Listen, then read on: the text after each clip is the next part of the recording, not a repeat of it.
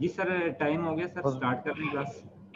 Okay okay Shafiq साहब, मैं देख रहा था स्टूडेंट्स को, मैंने कहा आप कहें तो ओके। और मैं स्टार्ट करता हूँ।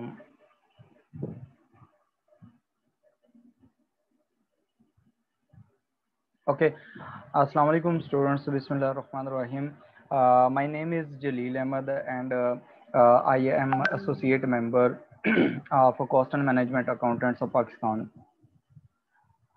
The subject I am going to teach you is fundamentals of financial accounting, and currently I am working in Paktok, Marif International Schools and Colleges, Main Boys Campus, Lahore. I'm working over here as an examination controller of Cambridge section, and I am teaching here the accounting of O levels and A levels. My overall experience is of 11 years, and I started in 2009 my career from CFE group of colleges. Then later on, I joined another college, IBF, and then I taught in different universities. During this experience, I went to Mauritius. I have international experience over there. I used to teach ACCA courses and as well as ICAEW courses. And I taught over there basically the accounting, management accounting, cost accounting, financial accounting, and then financial management. Here in ICMAP, this is our first class, and I will teach you fundamentals of financial accounting. You can raise the questions, and I will answer those questions at the end of the session during the last 10 minutes. Okay. This was my brief introduction. Now I want to tell you that you have joined Institute of Cost and Management Accountants, and this is, I think so, this is your first class, and I want to tell you first of all about the membership, that how will you become the member. First of all, you will have to clear the operational level papers that you will have to clear. Then after that, you will have to clear managerial level and strategic level, and then you will have to do some get some professional competencies after completing all courses. And these professional competencies, after getting these, and then after getting 3 years industrial exposure, you will become associate member of institute. After becoming the associate member, then you will have to get 5 years managerial experience to become the fellow member of the institute. Okay, this is the way that how you will become the member of Institute of Cost and Management Accountants. Now I would like to share with you the paper pattern. This is the paper pattern that you are going to appear most probably in Feb. Here, there are two sections of this paper. Number one, there will be multiple choice questions, and these questions, there are three sections, A to C. And there would be 45 questions, and out of 45 questions, 20 questions will be of 1 mark, and 25 questions will be of 2 marks. Total marks you will get from MCQs, these will be 70 marks. The remaining paper will be of long-term questions, numerical assessment questions. In these questions, these will be long questions. There will be 3 questions, and in these three questions, every question will be of 10 marks. It means total there will be 30 marks, and you will have to attempt this 100-mark paper, and you will have to score 50% marks in this paper. This is the paper pattern. okay, that you are going to appear in Feb. Then I would like to share the syllabus. Here, look at the part one. The part this is the part one, and the weightage of the part one is the 10%, and we will cover here the topics. These are the basically theoretical concepts, and we are going to cover some of these in this first lecture. In this part, we will discuss the accounting nature and objectives and financial accounting definition, cost accounting, management accounting, introduction to different terms. And then after this, there is another section. These are the all basic concepts. There is a part two. The weightage of part B is 50%, and we will start these after the completion of part one. It is not necessary that I will complete all the, I will teach all the topics during initial lectures here. There are some concepts which I will teach you after completing some of the topics from part B. Okay, then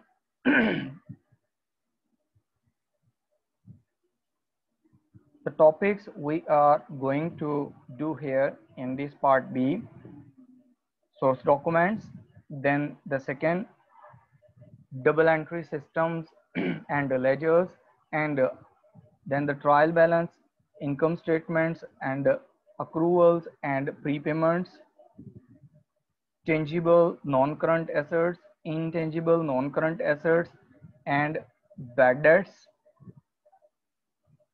provisions and contingencies, accounting for inventories, accounting for sales tax, accounting for payroll, bank reconciliation statement and pro forma bank reconciliation statement, and so on.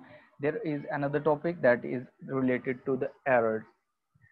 The part C, the weightage of part C is 40%.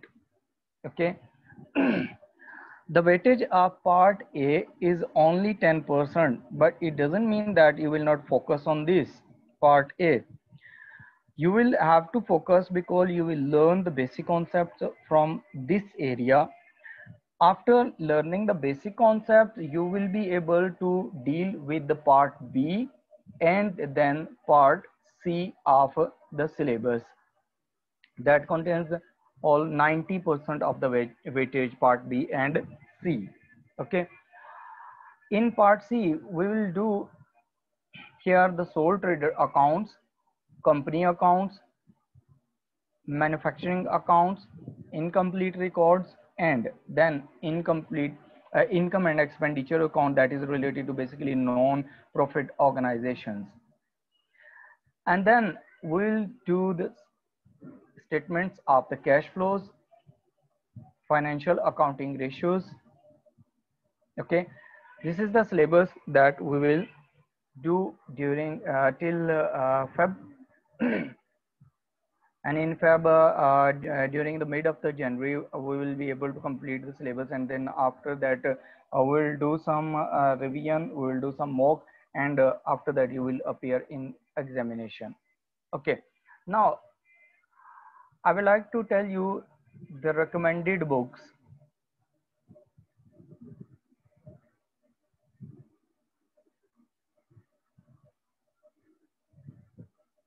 Okay.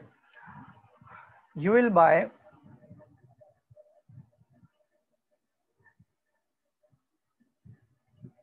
Noman Malik's book. You will buy the book. This book is for AS level. Okay. I'm recommending you this book. The second book for the practice here, for the practice, I am recommending you P1, that is basically MCQ's book of Noman Malik of the same author.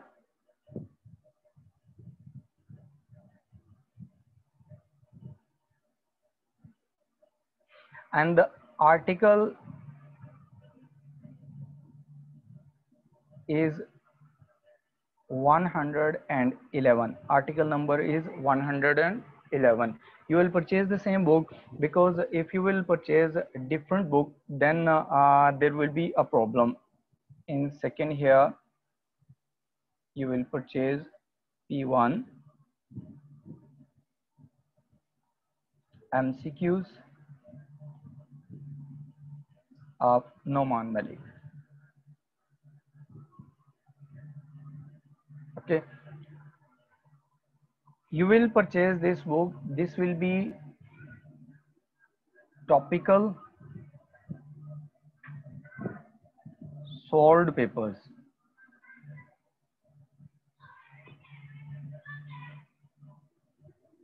Okay, this would be topical solved paper, and this is also related to AS level, or you can ask the shopkeeper to provide you A level book. This is my recommendation, but you can also use business accounting one,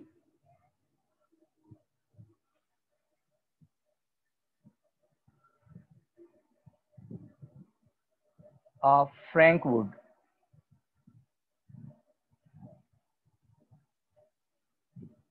Okay, you can buy also this book, but I would recommend you to this is a good book for practice, this Frank Wood book.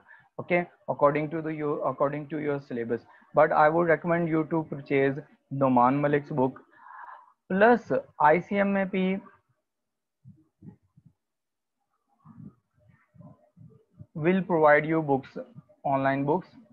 You can use those books for clarification of the concepts, but my recommendation is for the Noman Malik AS level book and P1. These are the MCQs, solved MCQs related to the past papers.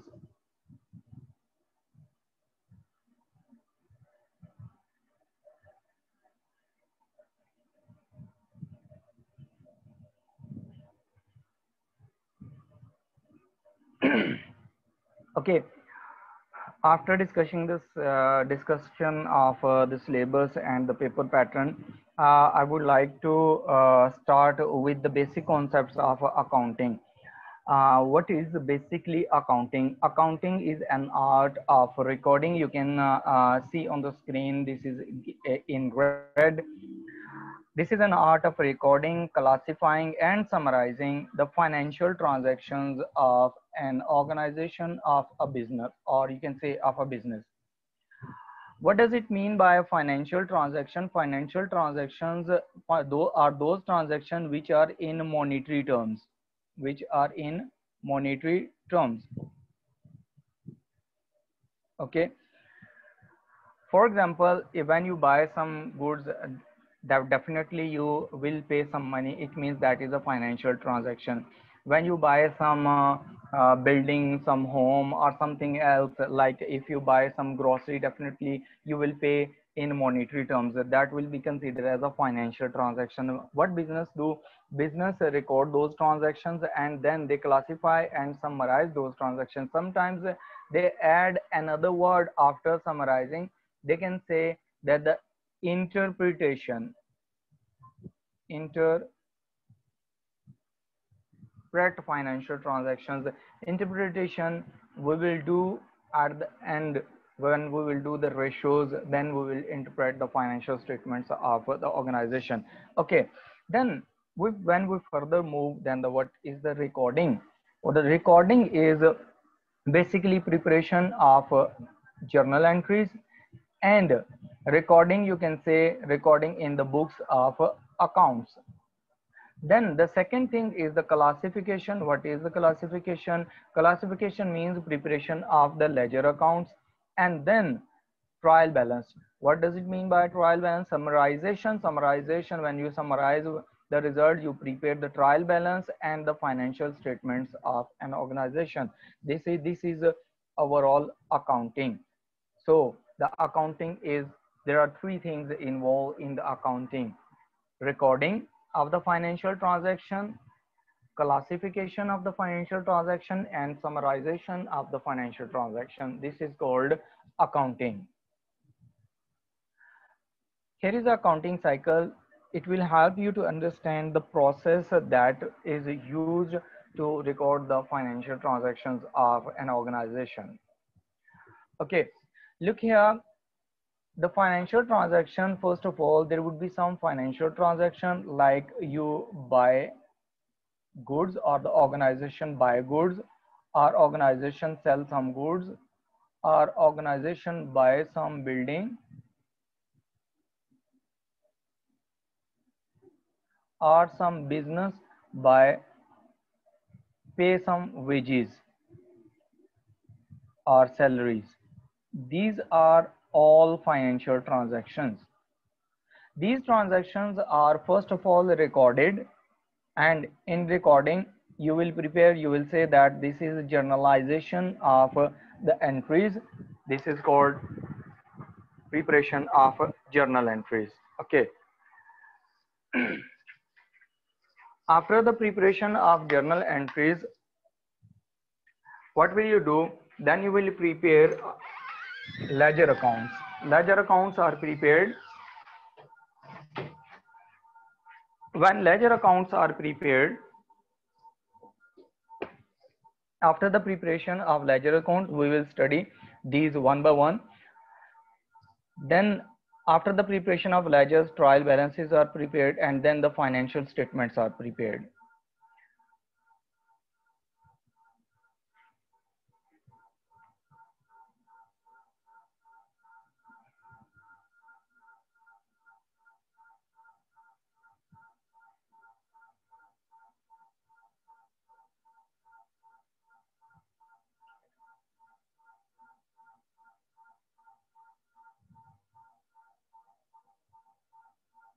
Sorry about the inconvenience. Okay, after the preparation of ledger accounts and trial balance, you prepare the financial statements. When you prepare the financial statements here, Sir Shafiq, can you see the screen?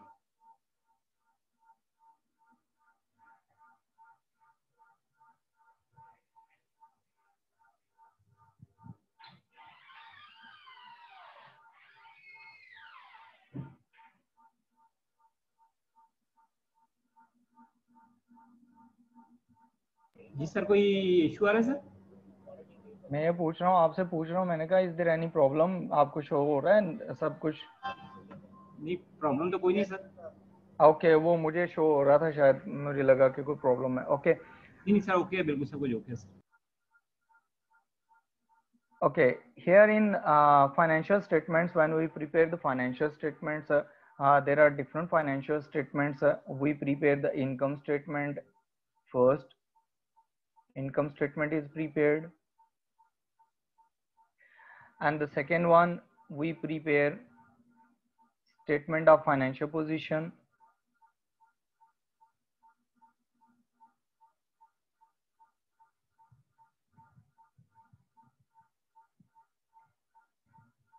Then the third one is statement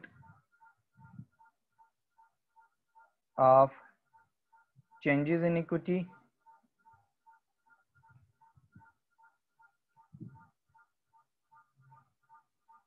The fourth financial statement is statement of cash flows.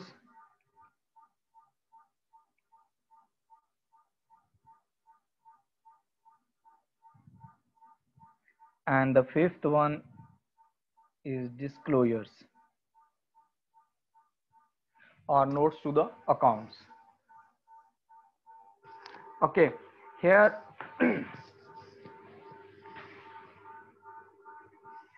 when we prepare these accounts, these financial statements we will do after completion of journal entries. We will do in initial lectures journal entries, then we will prepare the ledger accounts. After the preparation of ledger accounts, we will prepare trial balance, and then we will move towards the financial statements, and then we will do one by one income statement, statement of financial position, statement of changes in equity, statement of cash flows, and disclosures.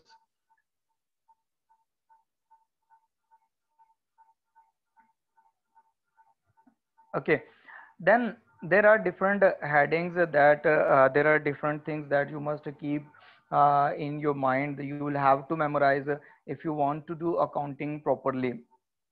First of all, you must know what are the assets of a company. Assets are the things which are owned by a business. Okay, we are, keep in mind that we are studying here the business. We are only studying the business.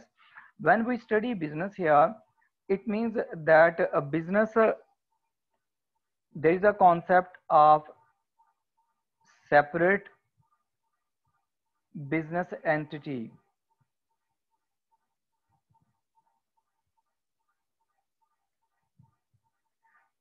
You must keep this in mind. It means that the business and owner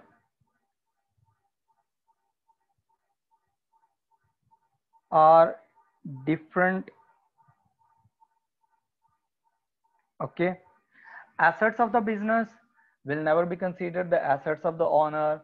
Liabilities of the business will never be considered the liability of the owner. They are separate entities, and we are doing accounting only for the businesses, not for the person. Okay, not for the owner.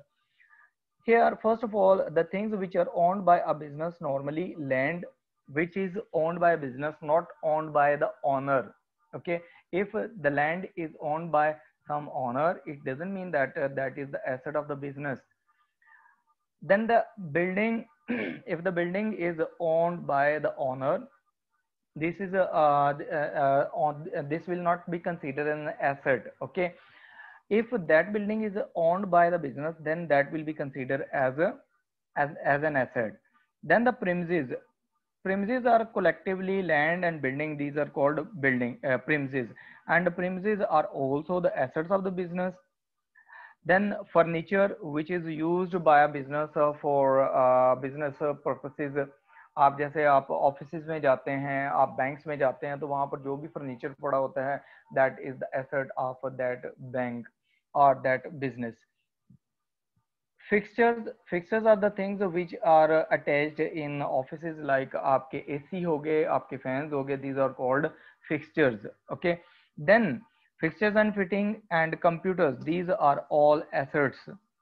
Cash in hand, the cash which is available in the business premises for business use. And cash at bank, the cash that is available that is available in the bank account of the business.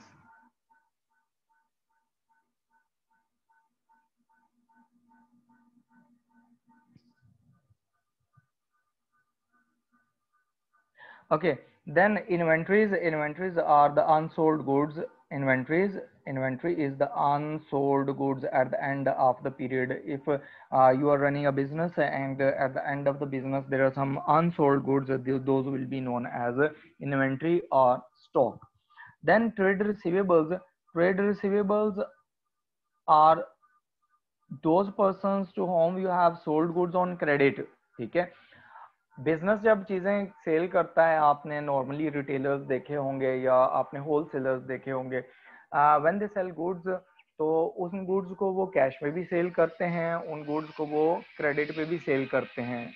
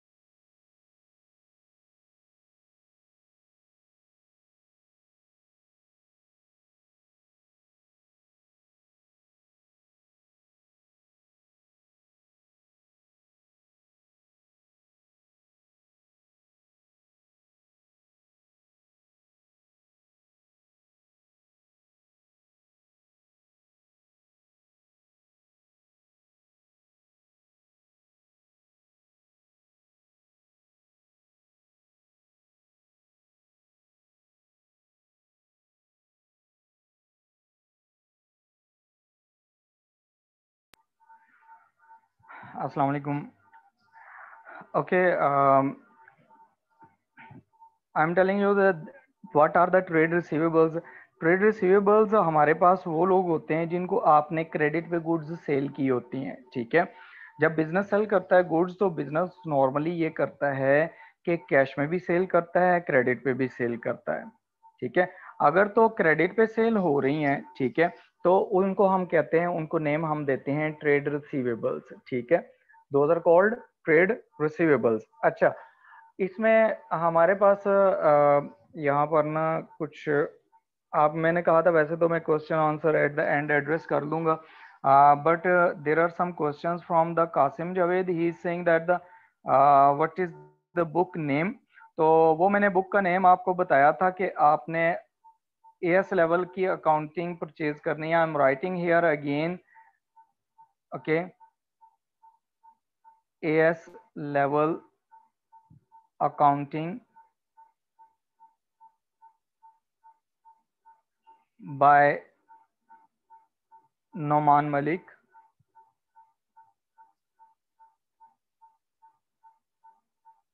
Okay, this is the book name.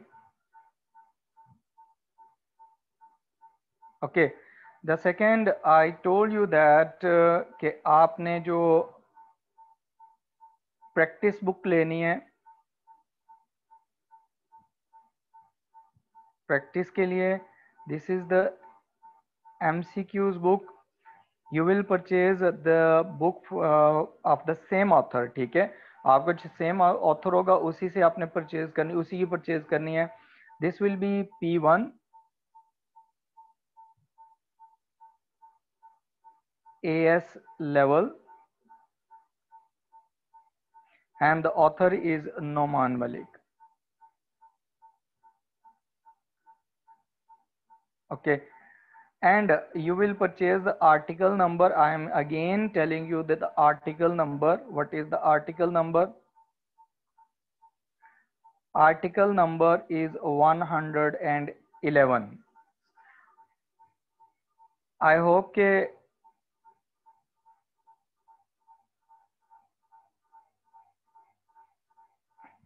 Okay, ये आपको online भी मिल जाएगी अगर आप online इसे check करें internet पे. Rimsha Zahid she is asking about this कि कहाँ से मिलेगी. ये आपको ऑनलाइन आप गूगल पे चेक करें, ये नुमान मलिक की अवेलेबल है बुक, और ये नॉर्मली स्टूडेंट रिसोर्स से मिल जाती है.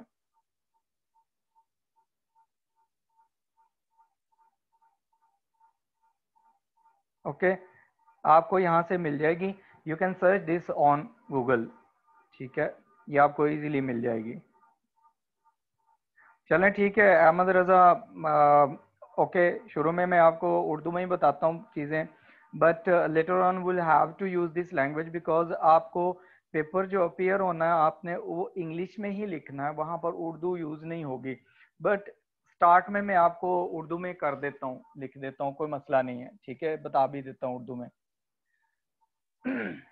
और हमजा सईद सिलेबस वगैरह मैंने पहले शेयर कर दिया, मैं दोबारा आपको शेयर कर दूंगा, बाद में मैनेजमेंट को शेयर कर दूंगा, बल्कि एक ग्रुप बना के ना उसमें आपको ये सारी चीजें मैं शेयर कर दूंगा, ठीक है, तो उसमें कोई मसला नहीं आएगा.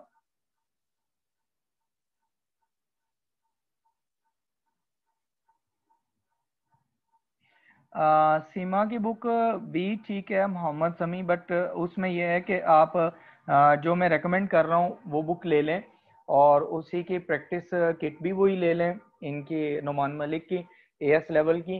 बिकॉज जब सारी क्लास एक डायरेक्शन में चल रही होगी तो वो फिर एक ही डायरेक्शन में आप लेंगे. ये बेसिकली ए लेवल्स का हमजा, ये आपका क्वेश्चन है कि व्हाट इज एएस लेवल. ये एडवांस सब्सिडी इसे कहते हैं, ये ए लेवल का पार्ट होता है, ठीक है, एडवांस सब्सिडी, ठीक है. लेजर अकाउंट्स अभी पढ़ाए नहीं है सीब, इसलिए आप अभी ना पूछें, ये जब मैं पढ़ाऊंगा फिर आपको बताऊंगा, ठीक है, अभी इसका चैप्टर आना है.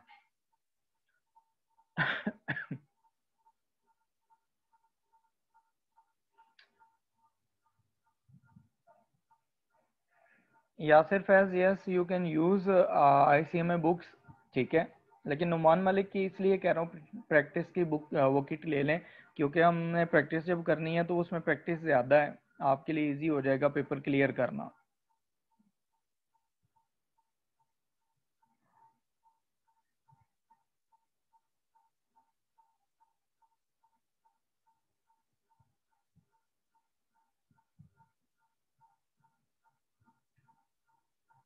ओके, बाकी क्वेश्चंस को मैं एड्रेस करता हूँ।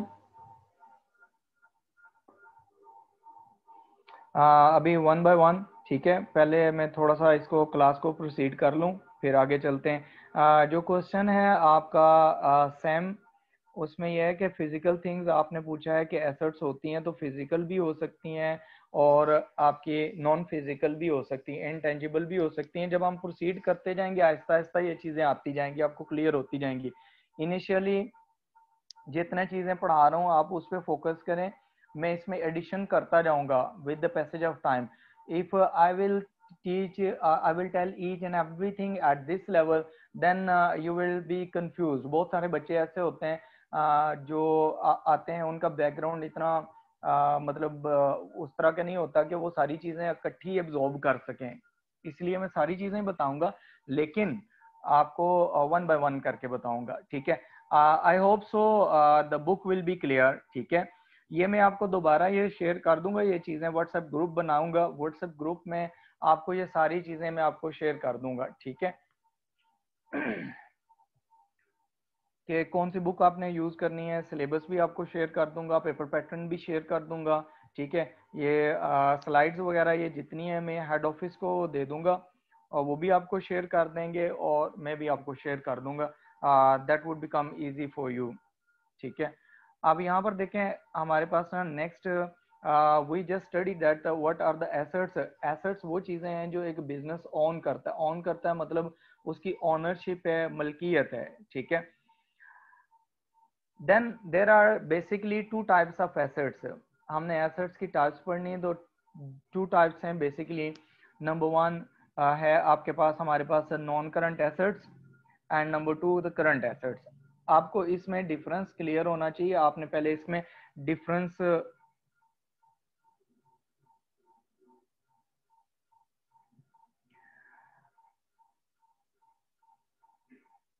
अशना Arif, you are saying that the accounting is a language. Yes, आप कह सकती हैं लैंग्वेज है, लेकिन ये आर्ट है बेसिकली ना, आप इसे एक साइंस भी कह सकते हैं, ठीक है।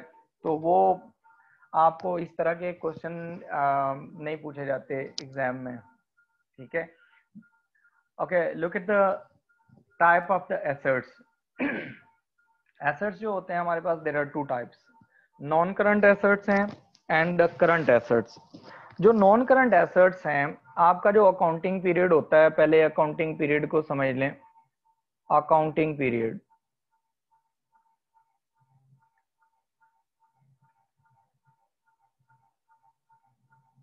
अकाउंटिंग पीरियड बेसिकली नॉर्मली तो ये 1 ईयर का होता है, और होता क्या है अकाउंटिंग पीरियड में, आप क्या करते हैं during the accounting period, a period for which accounts are prepaid, ठीक है। ये क्या होता है accounting period, a period for which accounts are prepaid. अब ये जो पीरियड होता है ना, नॉर्मली आपके पास नॉर्मली ये 1 ईयर का होता है, ठीक है। 1 ईयर इट मीन्स 12 मंथ्स का होता है। ये इससे कम भी हो सकता है, ठीक है, लेकिन इससे ज्यादा नहीं होगा। 3 मंथ्स का भी हो सकता है, 6 मंथ्स का भी हो सकता है, ठीक है। But normally in financial accounting, accounting period will be of 1 year. आपका जो क्वेश्चन आएगा वो 1 साल से रिलेटेड होगा। अब हमारे पास जो एसेट्स होते हैं, नॉन करंट एसेट्स, ये वो एसेट्स होते हैं जिनको आप एक्सपेक्ट करते हैं कि आप उनको 1 साल से ज्यादा अरसा के लिए यूज करेंगे। You are expecting that you will take the benefit from those assets for more than 1 year, ठीक है। 12 महीने से ज्यादा के लिए आप उनको यूज करेंगे। अब उसमें कौन कौन सा होता है देखें, अगर एक बिजनेस है वो लैंड एंड बिल्डिंग परचेज करता है तो उसकी बेसिक इंटेंशन ये होती है कि वो लैंड और बिल्डिंग को परमानेंट बिजनेस यूज में लेके आएगा। अगर तो इंटेंशन ये नहीं है कि आपने परमानेंटली उसको यूज करना, अगर इंटेंशन बिजनेस की ये है कि बिजनेस ने एक एसेट परचेज किया, लैंड एंड बिल्डिंग परचेज किया, एंड बिल्डिंग बिजनेस चाह रहा है, बिजनेस की इंटेंशन है कि विद इन 6 मंथ्स उनको सेल कर देगा और उनसे प्रॉफिट कमाएगा, तो वो आपके नॉन करंट एसेट्स नहीं होंगे बल्कि वो आपके करंट एसेट्स में आ जाएगा।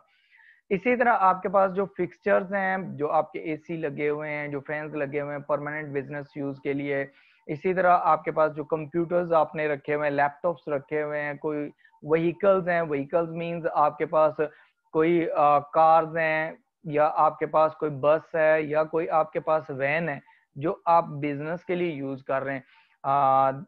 इसमें ट्रक भी इंक्लूड हो सकता है, ठीक है, जो आप अपने बिजनेस पर्पस के लिए यूज करते हैं। ये सारे आपके नॉन करंट एसेट्स होते हैं। इंटेंशन ये होनी चाहिए कि आप उसे 1 साल से ज्यादा अरसा के लिए यूज करेंगे। देखें, अगर आप व्हीकल्स की इनकी बात करते हैं तो कुछ हमारे पास ना शोरूम्स होते हैं जिनका काम ये होता है कि वो चीजें बाय करते हैं, कार्स बाय करते हैं with intention to sell them within a year, और उनको सेल करके उस पर कुछ प्रॉफिट जनरेट करना चाहते हैं वो।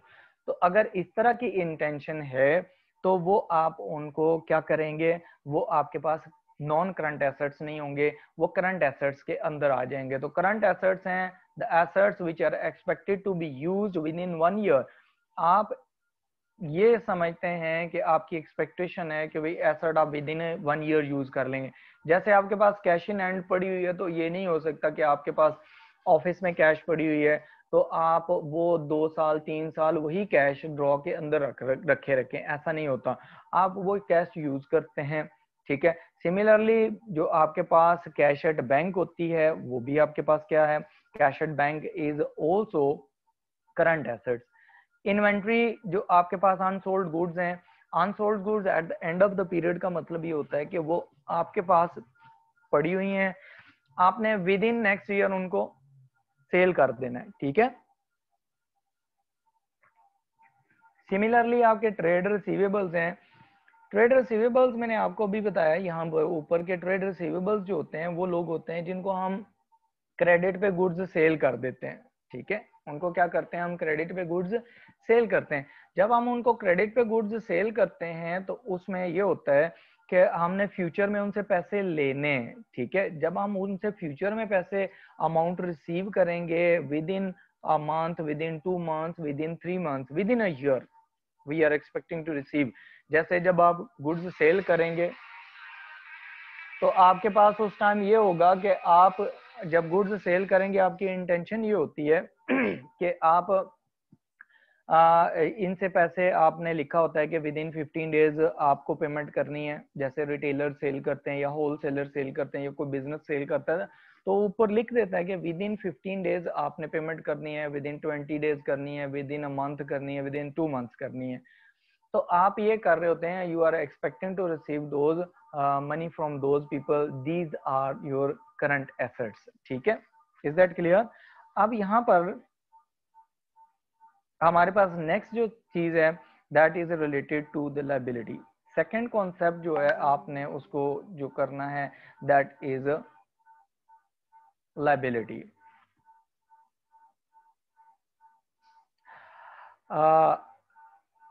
Abrar Jiwani, your question is related to trade receivables, और आपने कहा है कि ट्रेड रिसीवेबल्स को can we call them accounts receivable. देखें, जो रिसीवेबल्स होते हैं ना बेसिकली वो 2 कैटेगरीज होती हैं। एक तो आपके पास ना, यहाँ पर मैं आपको बता देता हूँ आपकी कन्वीनियंस के लिए ताकि आपको याद रहे कि आपके जो रिसीवेबल्स होते हैं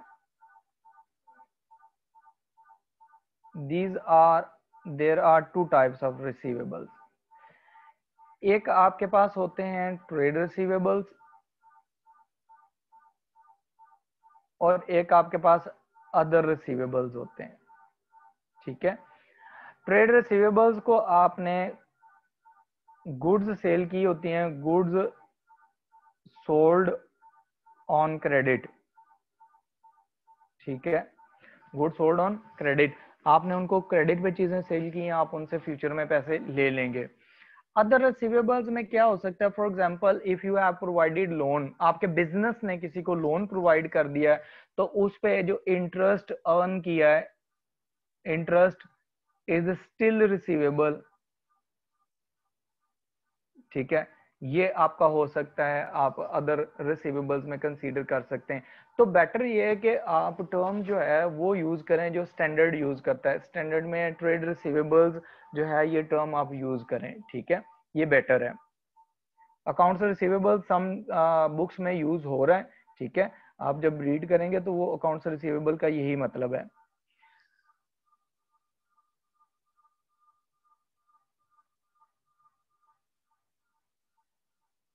काशिफ इशफाक लोधी, ठीक है, हम कोई ग्रुप बना लेंगे व्हाट्सएप का, as I told before that we will prepare some group, ठीक है, उसमें आप कम्युनिकेशन कर सकते हैं।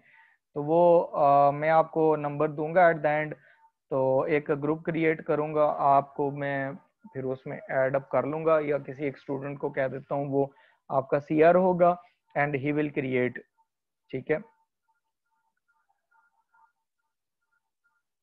अच्छा जी, उसके बाद है हामिद सेज दैट एहसन रिजवान, जो स्टूडेंट रिसोर्स है ये आपको ऑनलाइन गूगल पे सर्च करें, आपको मिल जाएगा, उनका कॉन्टेक्ट नंबर भी मिल जाएगा, तो आपको इजीली वो बुक आपको ना ऑनलाइन भेज भी देंगे, ठीक है, पोस्ट कर देंगे आपके एड्रेस पे। और अच्छा, Hamid is saying that the assets दोबारा समझा दें, चलिए मैं आपको दोबारा समझा देता हूँ assets. Okay, look at the assets. Assets हमारे पास क्या है, एसेट्स हमारे पास वो चीजें होती हैं बिजनेस के पास जो बिजनेस की मलकियत होती हैं, ओनरशिप में होती हैं, ठीक है, which are held by the business और which are owned by the business, दोनों ही वर्ड्स यूज होते हैं, held by the business and owned by the business. Basically उनका मकसद ये होता है कि आप उनको बिजनेस को रन करने के लिए यूज करते हैं, ठीक है, एसेट्स आपके वो चीजें होती हैं। अब इसमें आपके पास बिजनेस के पास कोई लैंड है, बिल्डिंग है, जैसे आप देखें समटाइम्स आप कहीं जा रहे हो तो आपको एक कहीं प्लॉट वगैरह के ऊपर ना बोर्ड लगा नजर आता है कि ये स्टेट लाइफ इंश्योरेंस की प्रॉपर्टी है, ये स्टेट बैंक की प्रॉपर्टी है, ये एचबीएल की प्रॉपर्टी है, या किसी और ऑर्गेनाइजेशन की प्रॉपर्टी है, तो वो ऑनरशिप होती है, इसलिए उन्होंने लिखा होता है। सिमिलरली किसी भी ऑर्गेनाइजेशन के पास कोई भी बिल्डिंग है, प्रीमिसेस हैं, फिक्सचर्स हैं, फर्नीचर्स हैं, कोई भी फिक्स चीजें हैं, या इसके अलावा कोई उनके पास कैश पड़ी हुई है, कैश के अलावा उनके पास बैंक में पैसा, बिजनेस के बैंक अकाउंट में, ऑनर के बैंक अकाउंट में, आप उसको एसेट कंसीडर नहीं करेंगे, ठीक है। इसी तरह कोई पीरियड एंड हो गया, उसके एंड पे कोई अनसोल्ड गुड्स पड़ी हुई हैं, जैसे आप देखें एक अगर पर्सन है वो सीमेंट का बिजनेस करता है, उसको बाय करता है और उसको सेल करता है, तो eight the end of the period, eight the end of the year, अगर उसके पास 100 बैग पड़े हुए हैं unsold, though that will be consider as a stock, ठीक है, तो वो आपका स्टॉक होगा, उसको आप कंसीडर करेंगे इन्वेंट्री या स्टॉक, ठीक है। उसके बाद आपके ट्रेड रिसीवेबल्स हैं, ट्रेड रिसीवेबल्स में कई दफा समझा चुका हूँ कि ट्रेड रिसीवेबल्स जो हैं इनका इसका मतलब है ये वो लोग होते हैं जिनको आपने क्रेडिट पे गुड्स सेल की हैं। बिजनेस क्या करता है, कैश ट्रांजैक्शंस भी करता है, क्रेडिट ट्रांजैक्शंस भी करता है।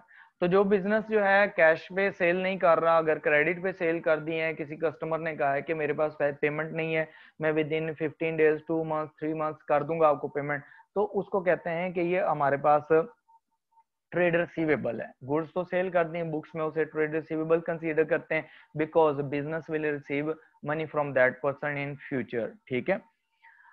एसेट्स की टाइप्स हैं, टू टाइप्स हैं, there are two types, non current assets हैं और करंट एसेट्स हैं। इसमें आपने ये देखना है कि आपके पास जो करंट एसेट्स होते हैं वो विद इन ईयर यूज हो जाते हैं, विद इन 12 मंथ्स यूज हो जाते हैं।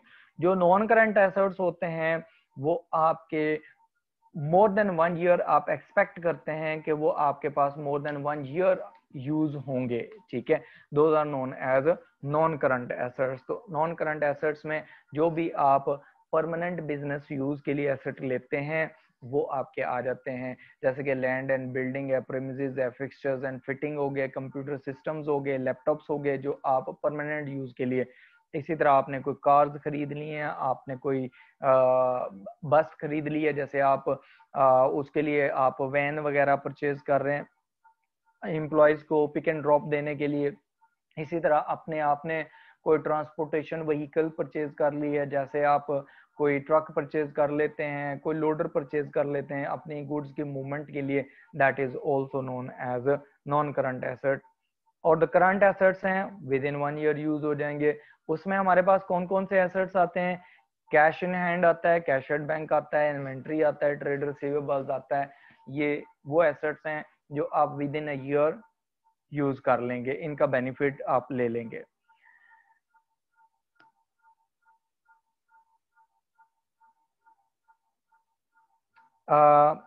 तलहा हुसैन आप कहते हैं आपका क्वेश्चन है प्रिमिसेस क्या है, तो कलेक्टिवली लैंड एंड बिल्डिंग को आप प्रिमिसेस कहते हैं इन सिंपल वर्ड्स।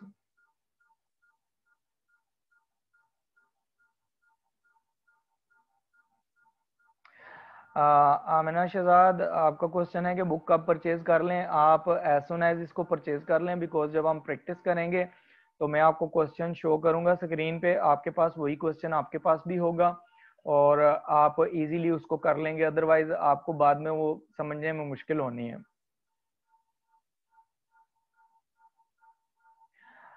रिमशा शायद ओके, वो तो मैं साथ साथ गाइड करूंगा, मैं क्वेश्चंस करवाऊंगा खुद, ठीक है।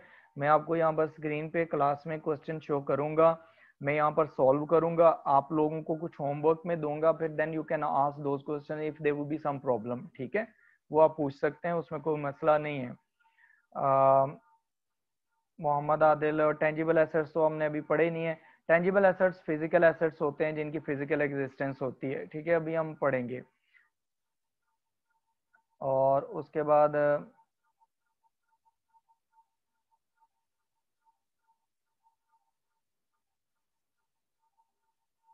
नहीं, आप मलिक मोहम्मद उस्मान, अकाउंटिंग की ही बुक लेनी है आपने, ठीक है, ये एसेट्स की कोई बुक नहीं है, अकाउंटिंग की बुक है। अच्छा चलें फिर क्वेश्चंस में आता हूँ, क्वेश्चंस की तरफ आप जरा ये देख लें। लायबिलिटीज, सेकंड कॉन्सेप्ट ये होता है कि लायबिलिटीज है। लायबिलिटीज बेसिकली क्या होते हैं कि आपके पास ना those things which are owned by a business, ठीक है। एसेट्स जो होते हैं वो ऑनरशिप होती है, जो लायबिलिटीज होती हैं उसका मतलब है कि बिजनेस ने पेमेंट करनी है। बिजनेस ने क्यों पेमेंट करनी है? Because these are the obligations. Obligation का मतलब होता है कि आपने कोई सर्विस ली है या कोई गुड्स परचेज किए हैं जिनके अगेंस्ट आपने कोई पेमेंट नहीं की, ठीक है। जैसे कि आपने बैंक लोन ले लिया, एग्जांपल्स में देखें, बैंक लोन आपने ले लिया, तो बैंक लोन जब आपने लिया तो उसके अगेंस्ट आपने क्या किया है? बैंक लोन आपकी लायबिलिटी है, बिकॉज बैंक को आपने फ्यूचर में पे बैक करना है, that is your liability. Similarly आप कोई डेट्स लेते हैं against the bonds and debentures. Bonds and debentures जो होते हैं ना, ये आपके इंस्ट्रूमेंट्स होते हैं,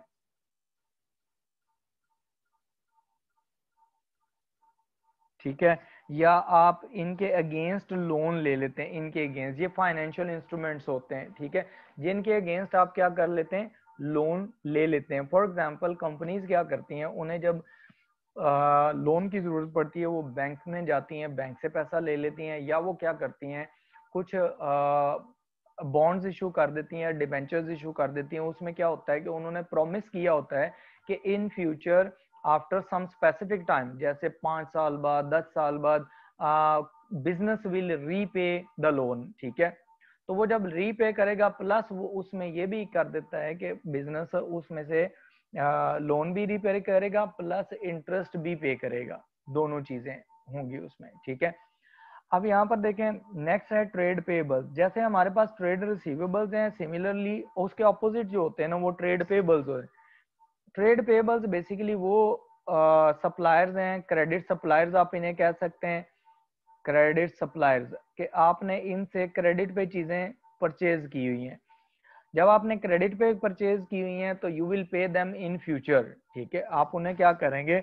you will pay them in future. तो जब आपने फ्यूचर में उनको पेमेंट करनी है तो that will be consider as a liability. जब तक आप उनकी पेमेंट नहीं करते that is consider as a liability. Then आता है बैंक ओवरड्राफ्ट। बैंक ओवरड्राफ्ट ये फैसिलिटी होती है जो बैंक्स प्रोवाइड करते हैं अपने जो बिजनेसेस हैं उनको नॉर्मली, कि अगर आपके पास अकाउंट में पैसे खत्म हो गए हैं तो आप एक्स्ट्रा पैसे भी ले सकते हैं बैंक से, ठीक है, एक्स्ट्रा पैसे निकलवा सकते हैं। जैसे कि बिजनेस के बैंक अकाउंट में 1 मिलियन रुपीज थे, तो उन्होंने क्या किए, उन्होंने विड्रॉ करवा लिए, सारे यूज कर लिए, तो बैंक ने उन्हें फैसिलिटी दी हुई है कि आप 50,000 एक्स्ट्रा निकलवा सकते हैं, तो वो बैंक से 50,000 एक्स्ट्रा जो है वो ले लेते हैं। That is called a bank overdraft, ठीक है। Is that clear?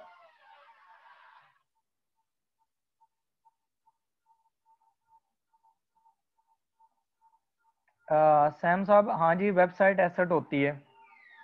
आपका क्वेश्चन है वेबसाइट एसेट होती है, yes, website is an asset, because आपने उसके लिए पेमेंट की हुई है और आप उसे यूज करते हैं, आप एक्सपेक्ट कर रहे हैं कि आप उसे फ्यूचर में यूज करेंगे और उससे रेवेन्यूज जनरेट करेंगे, बिजनेस बेनिफिट होगा बिजनेस को। Ayesha Ali Khan, your question is sir minimum passing marks कितने हैं? तो मिनिमम पासिंग मार्क्स जो हैं ये 50% हैं, ठीक है। और उसके बाद क्वेश्चन है Saeed Mustafa, can you please repeat the trade? हाँ जी, Saeed Mustafa, I have repeated the trade receivables. Trade receivables वो लोग होते हैं जिनको आपने क्रेडिट पे चीजें सेल की होती हैं, ठीक है, या बिजनेस जो है वो जब क्रेडिट पे गुड्स सेल करता है, तो जिन लोगों को सेल की होती हैं वो ट्रेड रिसीवेबल्स होते हैं। आप इनको क्रेडिट कस्टमर भी कह सकते हैं, ठीक है। इन्होंने कैश अभी नहीं पे की होती, गुड्स ले जाते हैं ये। अच्छा, उसके बाद क्वेश्चन है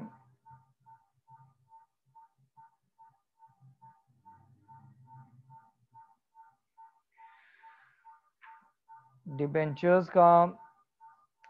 तो डिबेंचर्स मैंने अभी बताए हैं, रिमशा के डिबेंचर्स जो होते हैं वो हैं रिमशा जाहिद। डिबेंचर्स जो होते हैं ये आपके फाइनेंशियल इंस्ट्रूमेंट्स होते हैं जिनके अगेंस्ट आप लोन लेते हैं, कंपनीज लोन लेती हैं, ठीक है। इनके ऊपर लिखा होता है कि कितने टाइम पीरियड के लिए बिजनेस लोन ले रहा है और कितना उस पर इंटरेस्ट रेट देगा, बिजनेस इंटरेस्ट पे करेगा या रिटर्न पे करेगा। और उसके बाद बॉन्ड्स भी ऐसे ही है। अमीन वारसी, आप बॉन्ड्स का पूछ रहे हैं, तो बॉन्ड्स भी एक इंस्ट्रूमेंट होता है, फाइनेंशियल इंस्ट्रूमेंट। इसमें क्या होता है कि आप जब ये कंपनीज इशू करती हैं और उसके अगेंस्ट लोन ले लेती हैं, इसके ऊपर भी लिखा होता है कि कंपनी जो है या बिजनेस जो है वो कितने साल के लिए आपसे लोन ले रहा है, ठीक है, और कितना उस पर लोन ले रहा है और कितनी अमाउंट पे इंटरेस्ट देगा, वो सारी चीजें उसमें होती हैं, लिखी होती हैं, ले लोन के लिए यूज होते हैं।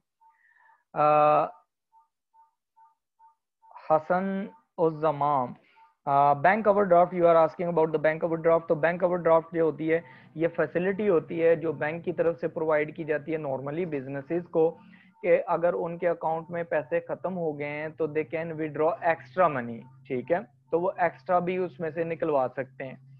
ये आपके पास ऑब्लिगेशन जो होती है उसका मतलब होता है कि लायबिलिटी आपने पे करनी है, ठीक है। Alisha Nayani, bank overdraft, I have just told the bank overdraft. Debt जो होता है that is loan. Debt against का मतलब होता है कि आपने डेट जो है वो लिया है बॉन्ड्स इशू करके या आपने डिबेंचर्स इशू किए हैं, ठीक है। This is Ali Haider question, Ali Haider संगी।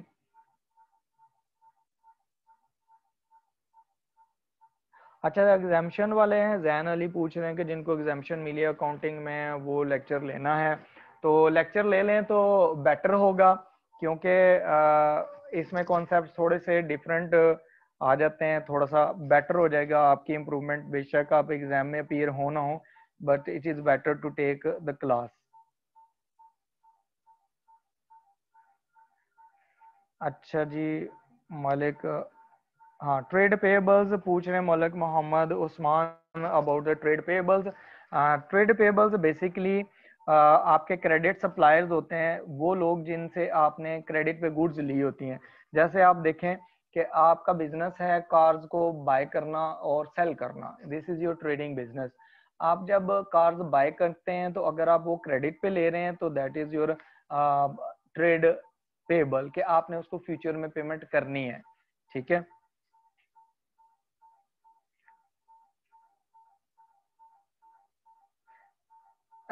ईशा नासिर, बैंक ओवरड्राफ्ट्स, आपका क्वेश्चन है कि bank overdrafts are other trade receivable. No no no, आप बैंक ओवरड्राफ्ट को ट्रेड रिसीवेबल के साथ मिक्स ना करें। आपने बैंक ओवरड्राफ्ट का मतलब होता है ये आपकी लायबिलिटी है, आपने बैंक से एक्स्ट्रा पैसे ले लिए, आपके अकाउंट में पेमेंट खत्म, कैश खत्म होगी तो आपने एक्स्ट्रा फैसिलिटी यूज कर ली, तो ये आपकी बेसिकली डेट होता है, आपकी लायबिलिटी होती है। जबकि ट्रेड रिसीवेबल्स जो होते हैं वो एसेट्स होते हैं, आपने उनसे पैसे रिसीव करने हैं। महद बट जो है, what are the obligation, obligations basically liabilities हैं जो आपने पे करनी है फ्यूचर में, ठीक है।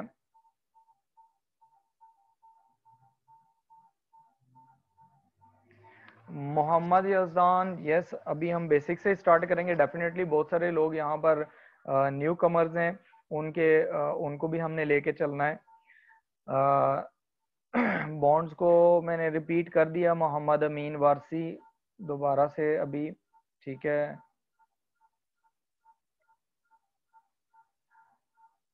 उमर बिन इमरान पूछ रहे हैं कि सप्लाईज एसेट्स होते हैं, करंट एसेट्स होते हैं? हाँ जी, करंट एसेट्स होते हैं सप्लाईज। उसके बाद है ये कोई वीवो Y91 है, इनका नाम तो नहीं लिखा हुआ, तो इन्होंने वीवो Y91 है, तो लेक्चर हाँ जी दोबारा मिल जाएगा आपको। लेक्चर जो है वो हेड ऑफिस वाले उस पर अपलोड कर देंगे, आप वहाँ से ले सकते हैं।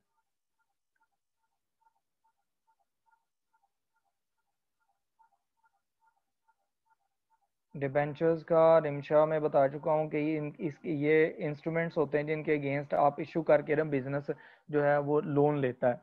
इंश्योरेंस, एहसन रिजवान कह रहे हैं इंश्योरेंस जो है वो एसेट्स होते हैं, नहीं एसेट्स नहीं होते इंश्योरेंस, ये एक्सपेंस होते हैं, ये अभी हम पढ़ेंगे, ठीक है। इंटरेस्ट रिसीवेबल्स का मतलब है, ये मैंने आपको अदर रिसीवेबल्स में समझाया था कि इंटरेस्ट रिसीवेबल्स जो होते हैं ये होता है कि आपने जैसे किसी को लोन दिया है तो उस लोन पे आपने इंटरेस्ट अर्न तो कर लिया लेकिन अभी तक रिसीव नहीं किया।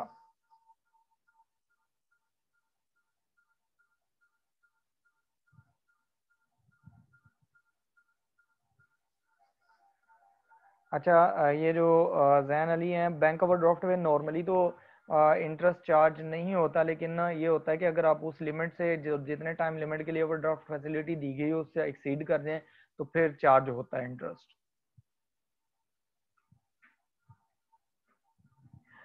Umair Ahmed Singh, non current assets and liabilities एक ही चीज होते हैं? नहीं, लायबिलिटीज जो होती हैं ये तो आपकी ऑब्लिगेशंस होती हैं, और एसेट्स जो होते हैं वो आपके गुड्स होती हैं जो आपने ऑन की हुई हैं, जो आपकी ओनरशिप, बिजनेस की ओनरशिप है।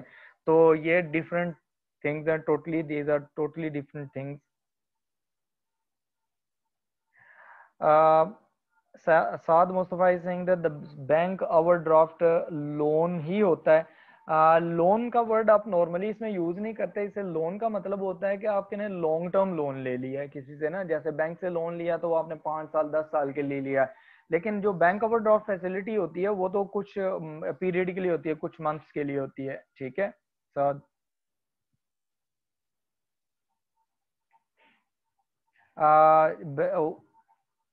उसैद, आपका क्वेश्चन है कि बैंक ओवरड्राफ्ट कंपनी के एम्प्लॉयज के लिए होता है? नहीं, एम्प्लॉयज के लिए नहीं होता है, ये बिजनेस के लिए होता है, ठीक है। This is not a facility which is provided by bank to the employees.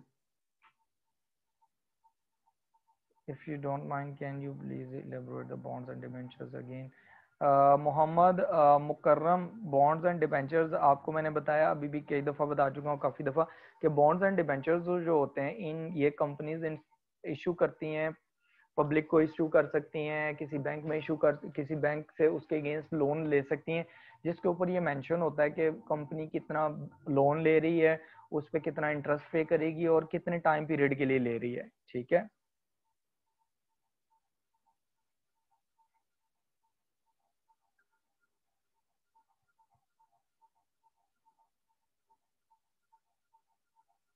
अच्छा, इनमें से ना आप लोगों में से कोई एक बंदा जो है ना वो ऐसा करे कि वो एक व्हाट्सएप अकाउंट बना ले, बल्कि ये मैं आपको नेक्स्ट क्लास में बताता हूँ कि अकाउंट्स वगैरह कैसे बनाने हैं, व्हाट्सएप पे ग्रुप कौन बनाएगा, ठीक है।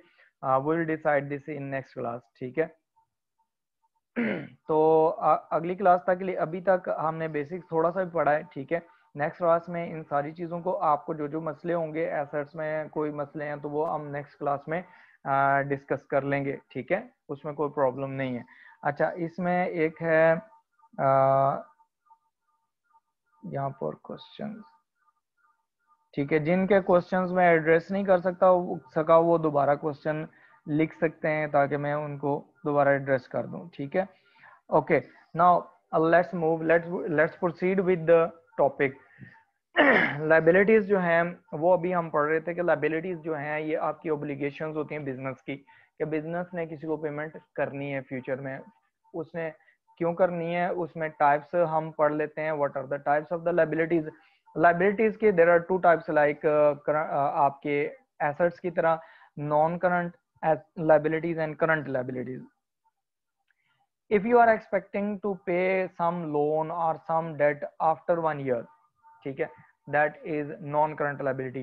जैसे नॉर्मली ये होता है कि आप बैंक से लोन लेते हैं तो बैंक से लोन लेते हैं 5 years के लिए, 10 years के लिए, जैसे घर के लिए भी लोन ले लेते हैं आप। इसी तरह बिजनेसेस ना अपने लॉन्ग टर्म जो प्रोजेक्ट्स लगा रहे होते हैं उसके लिए जो लोन लेते हैं वो बिजनेस ले लेते हैं लॉन्ग टर्म के लिए, वो 1 साल से ज्यादा पीरियड के लिए होते हैं। That's why they are known as non current liabilities. And the current liabilities are the liabilities which are payable within a year, ठीक है, आपने विद इन अ ईयर उनको पे कर देना है। अच्छा, विद इन अ ईयर जो पे करते हैं वो हमारे पास जैसे ट्रेड पेबल्स हैं, ट्रेड पेबल्स हमेशा शॉर्ट टर्म लायबिलिटी ही होगी। आप किसी से क्रेडिट पे गुड्स परचेज कर लेते हैं तो आपने ये नहीं करना कि अब मैं 2 साल बाद पेमेंट करूंगा, ऐसा नहीं होता। आप with in a month, within 2 month, 3 month आप पेमेंट कर देते हैं। देन द बैंक ओवरड्राफ्ट आपके लिए कुछ टाइम के लिए होता है, कुछ डेज के लिए, 45 डेज के लिए भी हो सकता है, 30 डेज के लिए हो सकता है, depending on the policy of the organisation, ठीक है।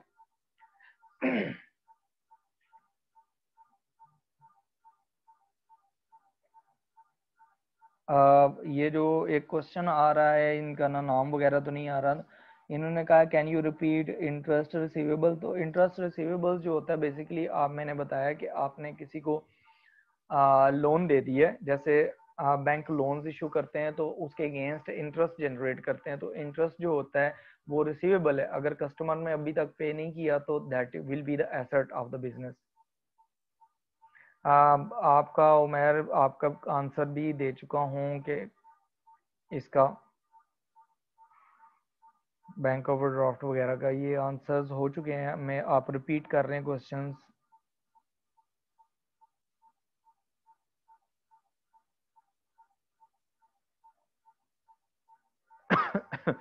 अच्छा,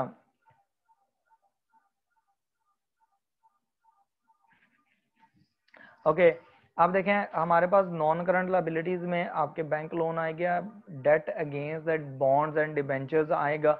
आपको पेपर में वो क्वेश्चन में वो बता देगा कि ये लॉन्ग टर्म लायबिलिटी है, ठीक है, या उसके आगे क्या करता है, जैसे आपका बैंक लोन लिखा हुआ है तो उसके आगे उसने डेट मेंशन की होगी कि ये लॉन्ग टर्म है या शॉर्ट टर्म है, वो ये बता देगा। तो हम जो जो प्रोसीड करते जाएंगे आपको ये चीजें क्लियर होती जाएंगी कि कौन सी चीज आपने कहाँ कैटेगराइज करनी है। अच्छा, उसके बाद हमारे पास आता है नेक्स्ट है कैपिटल, थर्ड वन, ये आपने माइंड में रखना है। Capital, capital is the investment made by the owners of the business. जो बिजनेस का मालिक होता है वो बिजनेस में जो भी पैसा इन्वेस्ट करता है that is known as capital. जैसे आप देखें फॉर एग्जांपल यहाँ पर एक बिजनेस है, बिजनेस का नेम है फॉर एग्जांपल ABC, ये बिजनेस नेम है, this is the business name. Owner, owner is Junaid, for example Junaid is the owner. अब ये क्या कर रहा है, इसने बिजनेस में for example he invested $100,000 in the business. अब ये जो बिजनेस में आया है, ये बिजनेस में ओनर ने पैसा दिया, that is known as a capital, that will be consider as a capital. Owner जब भी बिजनेस में कोई चीज लेके आएगा, बिजनेस में कैश लेके आए, बिजनेस में बिजनेस के बैंक अकाउंट में कुछ डिपॉजिट करवा दे, या बिजनेस के लिए कोई फर्नीचर ले आए अपनी पर्सनल अकाउंट से, पर्सनल पैसों से, या बिजनेस के लिए कोई मोटर व्हीकल वगैरह, गाड़ी वगैरह कुछ भी परचेज कर ले और पर्सनल पैसों से परचेज करे, that is known as capital. ठीक है, वो क्या होता है, कैपिटल होता है। कैश भी हो सकता है, बैंक में भी डिपॉजिट हो सकता है, या बिजनेस में वो कोई और एसेट भी ला सकता है। ठीक है,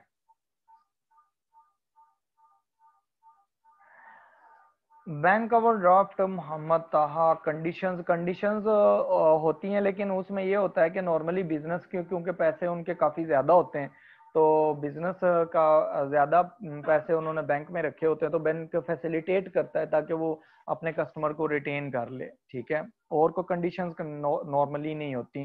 ठीक है,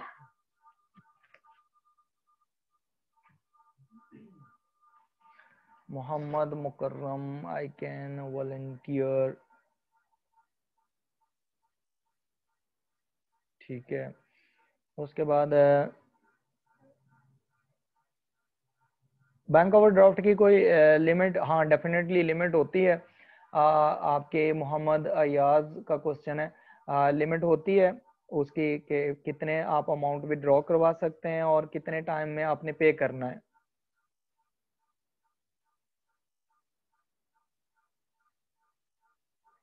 Hanif, you are asking about के क्रेडिट और डेबिट का समझा दें, तो ये अभी हमने पढ़ा नहीं है, अभी हम पढ़ेंगे इसको ना। ठीक है, तो क्रेडिट डेबिट जो है अगली अगली क्लास में हम पढ़ेंगे, तो इसलिए आप उसकी टेंशन ना लें कि क्रेडिट डेबिट जो है वो हम कर लिए। Fiza is saying the assets and liabilities में डिफरेंस बता दें।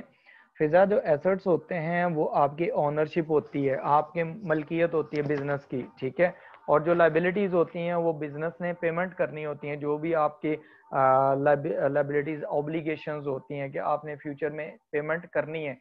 जैसे आप कोई फर्नीचर परचेज करके ले आते हैं और उसके अगेंस्ट अभी पेमेंट करनी है, फ्यूचर में करेंगे, दैट इज योर लायबिलिटी। ठीक है, सिमिलरली आपने बैंक से लोन वगैरह ले लिया, वो भी लायबिलिटी होती है। Usama Hashmi saying the land rent liability होती है। लैंड जो रेंट होता है, अगर आप वो एक्सपेंस होता है। ठीक है, वो एक्सपेंस होता है, लेकिन अगर आपने पेमेंट नहीं की हुई, टाइम गुजर चुका है, फॉर एग्जांपल पिछले साल की पेमेंट नहीं की, in that case that would be consider as a liability.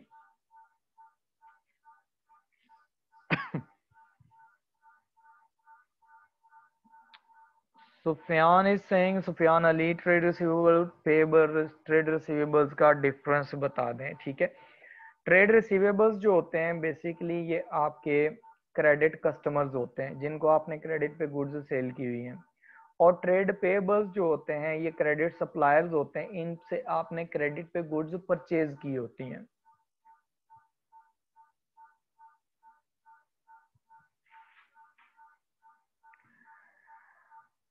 अच्छा, Muhammad Sami Singh, taxation owed by government. ठीक है, वो तो गवर्नमेंट की चीज है ना, अगर तो वो कंपनी ने अभी टैक्स पे करना है, फॉर एग्जांपल लास्ट ईयर का टैक्स कैलकुलेट हुआ, फॉर एग्जांपल वो था 50,000, स्टिल कंपनी ने नहीं पे किया, तो that will be the liability of the company. ठीक है, वो बिजनेस की लायबिलिटी होगी।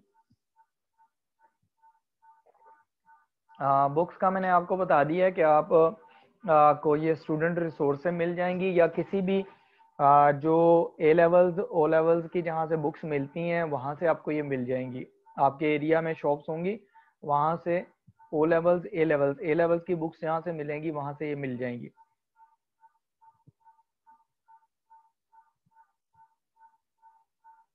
Qasim is saying that the capital और एसेट्स दोनों सेम है। नो, कैपिटल जो होता है ये ओनर जो इन्वेस्टमेंट बिजनेस में करता है उसको कैपिटल कहते हैं। तो एसेट्स जो होते हैं, जो चीजें बिजनेस की ओनरशिप होती हैं, उनको हम कहते हैं कि वो एसेट्स हैं। ये हम जर्नल एंट्रीज जब करेंगे उसमें आपकी ये सारी चीजें आहिस्ता आहिस्ता क्लियर हो जाएंगी। Awais Iftikhar sir, book name और राइटर नेम बता दें। वो मैंने बता दिया है आपके लिए। मैं इसको अवैस ये शो कर रहा हूँ, आप देख लें स्क्रीन पे। You can note it down. ये मैंने लिखा हुआ है कि आपने कौन सी बुक्स लेनी है, ठीक है। ये आप कर सकते हैं यहाँ से। देखें बुक मैंने बता दी है, एएस लेवल की अकाउंटिंग है, ठीक है। और इसमें बाय नुमान मलिक है, और ये आपने ये परचेज करनी है। और जो प्रैक्टिस के लिए है वो पेपर 1 है, P1 है, पेपर 1 P1, ठीक है। ये भी नुमान मलिक का, इसका आर्टिकल नंबर है 111। ये आपको मिल जाएंगी आपके एरिया में, जो भी ए लेवल्स की शॉप्स हैं वहां से आपको मिल जाएंगी।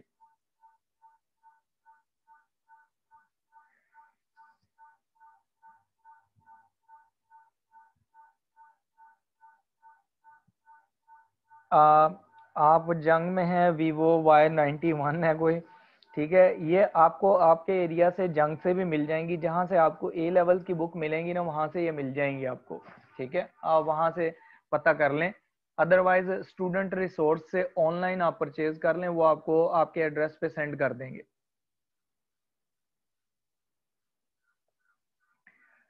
अच्छा जी, Zara Beg is saying that can you repeat the non-current liabilities? Yes, non-current liabilities are the liabilities which are expected to be paid after 1 year.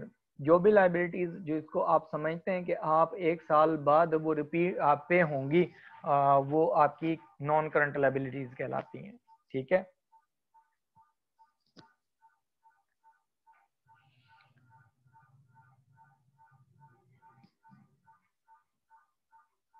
Okay, liabilities bonds and debentures हैं।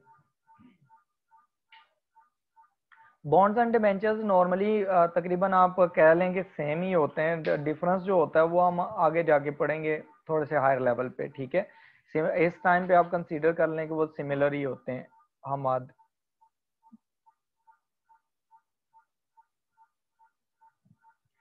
Aqsa Mushtaq explain the trade payables. Trade payables simply Aqsa ये होते हैं कि आपने जो जिन लोगों से आपने क्रेडिट पे चीज़ें परचेज की हुई हैं, ठीक है, उनको हम ट्रेड पेबल्स करते हैं। लेकिन वो गुड्स होती हैं, गुड्स फॉर रीसेल पर्पस, ठीक है।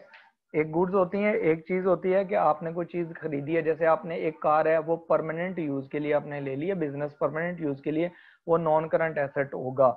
लेकिन अगर आप क्या करते हैं कि आप गुड कार परचेज कर रहे हैं और आपकी इंटेंशन ये है कि विद इन अ ईयर आप उसको सेल करेंगे, आप उससे प्रॉफिट जनरेट करेंगी, तो वो ट्रेडिंग पर्पस के लिए होता है। Goods those are considered as goods for resale purpose. तो जब आप किसी से गुड्स परचेज करते हैं रीसेल पर्पस के लिए और परचेज क्रेडिट पे करते हैं, those are known as trade payables. Malik का भी यही क्वेश्चन है, कैपिटल है और लायबिलिटी सेम है, ओके। होप के आप लोगों को ये क्लियर हो गया होगा। चलें साथ साथ आप पूछते रहें, वो क्लियर होती जाएंगी चीज़ें, कोई मसला नहीं।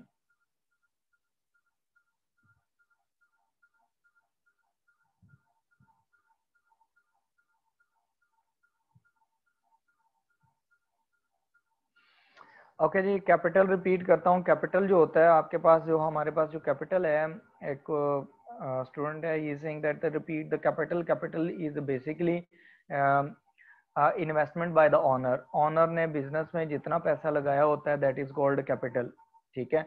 अब वो चाहे वो उसमें कैश में पेमेंट करे, या वो बिजनेस के बैंक अकाउंट में जाके डिपॉजिट करवा दे वही पैसा, या कोई और एसेट ले ले। एनी अदर एसेट का मतलब ये है कि बिजनेस के लिए उसने कार परचेज कर ली, that is being used by the business, ठीक है। इसी तरह उसने ये भी हो सकता है कि उसने बिजनेस के लिए कोई ट्रक वगैरह परचेज कर लिया है, या बिजनेस के लिए कोई फर्नीचर परचेज कर लिया है, ठीक है, या कोई और चीज परचेज कर ली है बिजनेस के लिए, लेकिन बिजनेस को वो दे रहा है, that is known as a capital, ठीक है। वो जितनी भी वैल्यू का होगा वो हम वैल्यू उसकी कंसीडर कर लेते हैं, okay. Now the income, the fourth thing यहाँ पर ना हेडिंग है इनकम का। इनकम इज जैसे एक आम बंदा है तो उसकी इनकम क्या होगी, उसको वेजेस मिलेंगी जो वो अर्न करता है, या वो कोई कहीं टीचिंग वगैरह कर रहा है, वहां से उसको अर्निंग होगी, ठीक है, that is known as income. जैसे मैं यहाँ पर टीच कर रहा हूँ तो मुझे जो यहाँ से पे मिलेगी that will be my income, ठीक है। सिमिलरली मैं अगर अपने इंस्टीट्यूट में पढ़ा रहा हूँ, एक और जगह पे काम कर रहा हूँ, वहां से मुझे जो इनकम मिलेगी, जो भी सैलरी मिलेगी, that will be my income, ठीक है। इसी तरह बिजनेस जो होता है, बिजनेस ये जो मुझे इनकम मिल रही है ना, जो मुझे इनकम मिल रही है वो क्यों मिल रही है, because I am providing a service. क्या सर्विस प्रोवाइड कर रहा हूँ कि मैं लेक्चर प्रोवाइड कर रहा हूँ, टीचिंग कर रहा हूँ, ठीक है। तो सिमिलरली बिजनेसेस क्या होते हैं, आप डिफरेंट बिजनेसेस देखें ना, कुछ बिजनेसेस ऐसे हैं जो मैन्युफैक्चरिंग कर रहे हैं। फॉर एग्जांपल देखें, अब जो बिजनेस है ना, वो बिजनेसेस डिफरेंट टाइप के होते हैं। अब बिजनेसेस में एक होता है trader, trading business.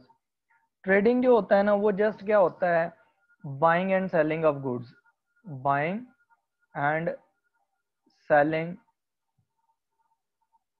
Of goods, this is known as trading. आप देखें, एक पर्सन है, आप सिंपली एक रिटेलर आप अगर कंसीडर कर लेते हैं छोटे लेवल पे, तो रिटेलर क्या करता है कि वो डिफरेंट डिटर्जेंट्स बाय करेगा, डिफरेंट आर्टिकल्स बाय करेगा और कस्टमर को सेल कर देगा और वहां से वो इनकम जनरेट करेगा, ठीक है। सिमिलरली आपके पास बिजनेस होता है प्रोडक्शन का या मैन्युफैक्चरिंग का। जो मैन्युफैक्चरिंग बिजनेस होगा, मैन्युफैक्चरिंग बिजनेस क्या होंगे, उन्होंने बाय करते हैं, दे बाय मटेरियल्स और यू कैन से रॉ मटेरियल्स, ठीक है। फिर वो क्या करते हैं, सेकंड नंबर पर वो कन्वर्ट करते हैं, convert them into finish goods, वो उनको फिनिश गुड्स में कन्वर्ट कर देते हैं। फिनिश गुड्स में कन्वर्ट करने के बाद एंड देन सेल, जब वो सेल करेंगे डेफिनेटली उसमें से वो अर्निंग कमाएंगे, उसमें से वो इनकम कमाएंगे, इनकम लेंगे। सिमिलरली अगर आप देखें तो आपके पास ना यहाँ पर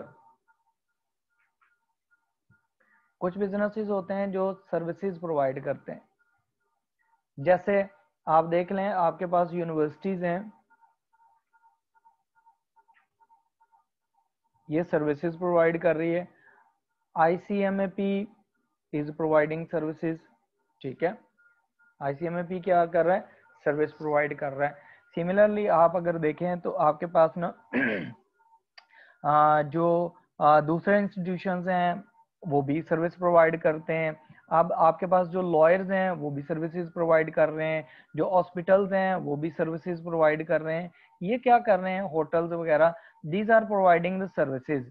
जो सर्विसेज हैं उसके अगेंस्ट वो क्या करते हैं, चार्जेस लेते हैं। जो चार्जेस वो लेते हैं that is consider as the income of those organisations, ठीक है। जैसे आप देखें यूनिवर्सिटीज हैं वो स्टूडेंट से फी लेती हैं, that is consider as income. तो इनकम को हम कैसे फिर कंसीडर करेंगे, इनकम को अगर आप रीड करते हैं यहाँ पर जो मैंने लिखा हुआ है, look at money received in exchange for providing goods और सर्विसेज। आपके पास जो रिटेलर्स हैं, होलसेलर्स हैं, ये तो आपके पास जो प्रोवाइड ये जो मैन्युफैक्चरिंग काउंट मैन्युफैक्चरर्स हैं या जो ट्रेडिंग कर रहे हैं वो गुड्स प्रोवाइड करते हैं। लेकिन जो सर्विस इंडस्ट्री है, जैसे आप होटल में जाते हैं वो सर्विसेज प्रोवाइड करते हैं, जैसे आप इसमें चले जाते हैं हॉस्पिटल में तो डॉक्टर्स आपका चेकअप करते हैं, दे प्रोवाइड सर्विसेज। सिमिलरली अगर आपने फॉरेन वीजा के लिए अप्लाई करना है तो if you go to the consultant they provide you the services. तो वो तो सारे आपको सर्विसेज प्रोवाइड कर रहे हैं। वो जो सर्विसेज प्रोवाइड कर रहे हैं उसके अगेंस्ट वो क्या करते हैं, वो जो भी पैसे लेते हैं that is known as the income of those organizations, ठीक है। अब यहाँ पर देखें, जैसे कि आप गुड्स सेल करते हैं उससे इनकम आती है, ट्यूशन फी कॉलेजेस लेते हैं, that is the income of the organisation. Colleges services दे रहे हैं, एजुकेशन सर्विसेज दे रहे हैं, उसके अगेंस्ट वो क्या करते हैं, ट्यूशन फी ले लेते हैं। सिमिलरली जो इंटरेस्ट रिसीव्ड होता है ऑन लोन ग्रांटेड, जैसे देखें बैंक्स होते हैं, बैंक क्या करते हैं जब लोन ग्रांट करते हैं, लोन देते हैं, तो उसके against banks loan receive interest receive करते हैं। तो जब वो इंटरेस्ट उस पर जनरेट करते हैं that is known as the income, ठीक है। सिमिलरली आप किसी प्रोजेक्ट में इन्वेस्टमेंट करते हैं, उस प्रोजेक्ट से आपको कुछ प्रॉफिट आता है, कुछ आपको डिविडेंड वगैरह कुछ आ जाता है, तो that is known as the income. ठीक है। सिमिलरली अगर एक बिजनेस है या आपकी अपनी कोई बिल्डिंग है, तो आप उसको रेंट पे प्रोवाइड कर देते हैं और उससे आप रेंट रिसीव करते हैं, that is also known as income. ठीक है। Is there any question related to income? You can type, you can ask in question.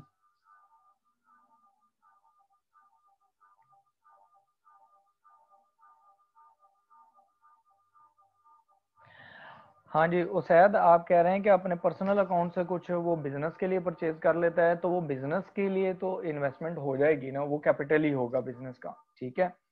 उसके बाद उसने कहा है कि क्योंकि because he is using the owner is using his personal account for buying something that will be considered as a capital. ठीक है। Ayesha Ali Khan, drawings made by the owner are also included in capital? No, drawings जो होती हैं basically वो reduction होती है capital में, उसको हम ड्राइंग्स का ही नाम देते हैं। ठीक है। वो एडजस्टमेंट हम पढ़ेंगे अगली क्लास में। ठीक है, कि वो एडजस्ट कैसे करनी है, उसकी एंट्रीज वगैरह कैसे करनी है। कैपिटल में इंक्लूड नहीं होते, कैपिटल से डिडक्ट हो जाती हैं ड्राइंग्स। अच्छा, उसके बाद है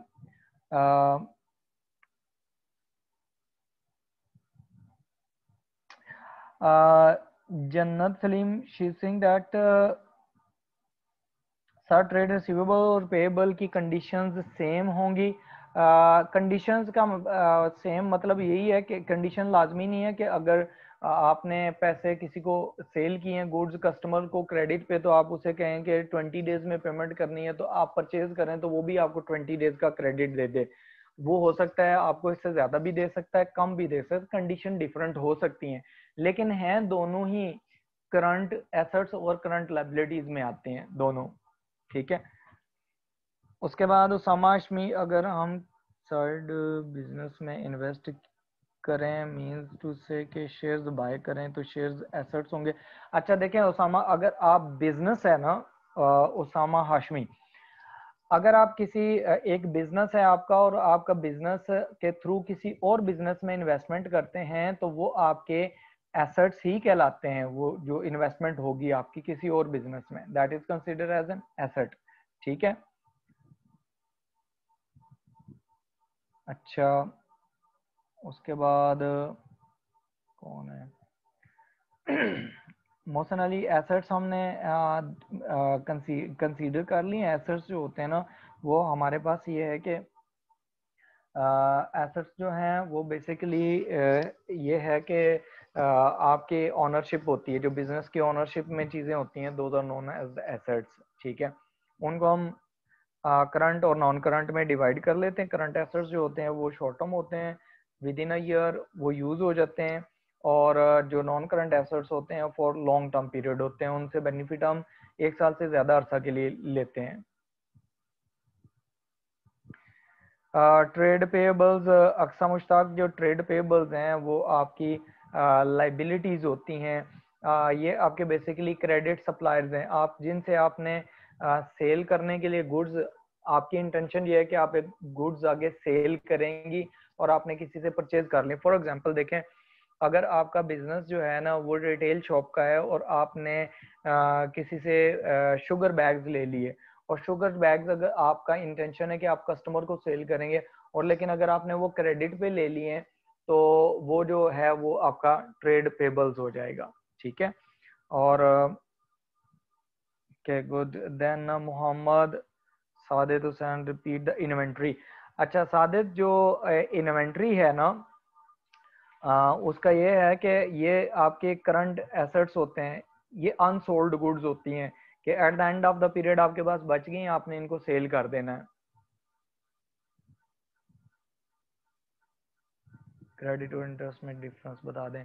हसन इरफान, क्रेडिट और इंटरेस्ट में, इंटरेस्ट बेसिकली ये होता है कि आपने सूद, जिसे हम कहते हैं इन अदर वर्ड्स इन हमारी लैंग्वेज में सूद कहते हैं। क्रेडिट का मतलब है कि आपने उधार पे कोई चीज ले ली है। ठीक है, that is known as credit. ठीक है। और जो इंटरेस्ट है वो आप जो लोन वगैरह लेते हैं उस पर आपने पेमेंट जो करनी होती है extra, that is known as interest. Abrar Jiwani drawings जो होती हैं बेसिकली अभी हमने पढ़ी भी नहीं है, लेकिन ड्राइंग्स ये होती हैं कि जो ऑनर बिजनेस में कैपिटल लेके आता है और बाद में वो विड्रॉ कर लेता है, that is known as drawing. ठीक है। डेफिनेशंस या मियां उमर, डेफिनेशंस बेसिकली याद रखने की जरूरत नहीं है, आपने कॉन्सेप्ट्स याद रखने इसमें। मोहम्मद फारूक आपका क्वेश्चन मैंने नहीं देखा, मैं चेक कर लेता हूँ, आप दोबारा उसको टाइप कर दें क्वेश्चन को। आयशा मुनीर सर लाइबिलिटी का थोड़ा सा बता दें। अच्छा, लाइबिलिटीज बेसिकली आयशा मुनीर ये होती हैं कि आपने जो क्रेडिट पे चीज़ें ले ली हैं, या आपने बैंक से लोन ले लिया, या बैंक से आपने एक्स्ट्रा पैसे निकलवा लिए हैं, those are known as liabilities. ठीक है। या आपने किसी से क्रेडिट पे कोई काम करवा लिया, अभी पेमेंट नहीं की, that is known as liability. ठीक है। उसके बाद है आपका क्वेश्चन हो गया, नहीं ये कोई है एक स्टूडेंट, अपना नेम तो नहीं उन्होंने लिखा हुआ, लेकिन वो कह रहे हैं कि एसेट्स और कैपिटल सेम होते हैं। नहीं नहीं, एसेट्स और कैपिटल सेम नहीं होते। कैपिटल जो होती है इन्वेस्टमेंट बाय द ओनर्स होती हैं। ठीक है। और एसेट्स जो होते हैं वो goods owned by the business होते हैं।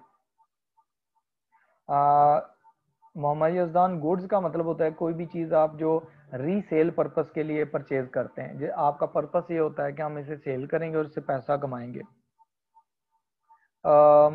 Umar bin Imran says that the revenue income है sir, yes revenue is income. Manufacturing समझा दें सर हमाद।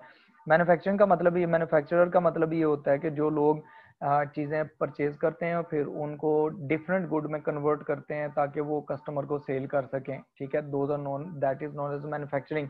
जैसे आप देखें, आप सिंपल पेपर परचेज करते हैं और फिर उसमें से उसकी बुक्स बना के सेल करते हैं, तो it means you are manufacturer. ठीक है।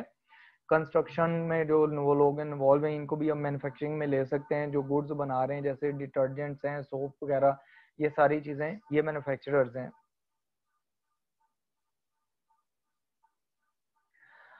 उमैर कह रहे हैं स्टॉक एक्सचेंज से आने वाली इनकम को भी बिजनेस इनकम कंसीडर करेंगे, लेकिन उसमें यह है कि अगर बिजनेस ने इन्वेस्टमेंट की हुई है और उस पर कोई प्रॉफिट आया तो वो कंसीडर होगी। ठीक है, income. Sufiyan is saying the profit, difference between profit and income. तो प्रॉफिट और इनकम में डिफरेंस ये होता है कि इनकम जो होती है, जैसे आपने कोई चीज़ सेल कर दी, फॉर एग्जांपल आपने चीज़ सेल की 100 की और वो आपने परचेज की थी 80 की, तो डिफरेंस जो होगा 100 माइनस 80, डिफरेंस प्रॉफिट होगा। लेकिन जो आपकी जो इनकम है वो आप 100 लिखेंगे कि आपको कस्टमर से इनकम 100 हुई है, उसमें से आप कॉस्ट निकालेंगे, फिर आपके पास प्रॉफिट आएगा।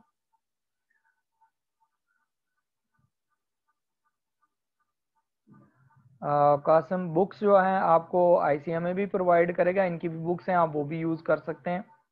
ठीक है।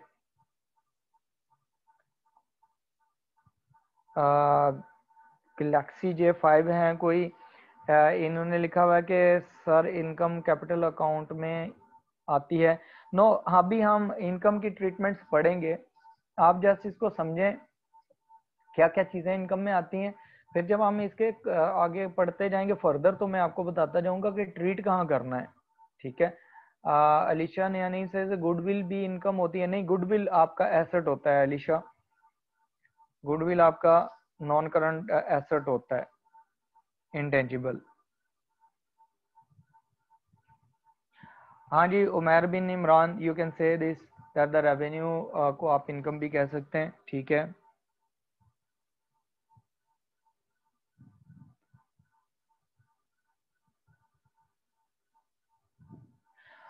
वो पर्सनल लोन है। देखें सुफियान अली, आप कहते हैं बैंक एम्प्लॉय बैंक से जो लोन ले लेते हैं वो तो पर्सनल लोन हुआ ना, तो we are not going to do things related to the person.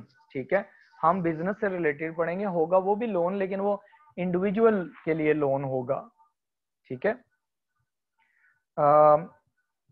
एक क्वेश्चन है, फिनिश गुड्स जो होती हैं, फिनिश गुड्स वो चीज़ें होती हैं जो आप फाइनल कस्टमर को सेल करते हैं। जैसे आप टी बैग्स लेने चले जाएं, वो फिनिश गुड्स हैं। कार लेने चले जाएं वो फिनिश गुड्स है, मोटर बाइक लेने चले जाएं that is a finish goods.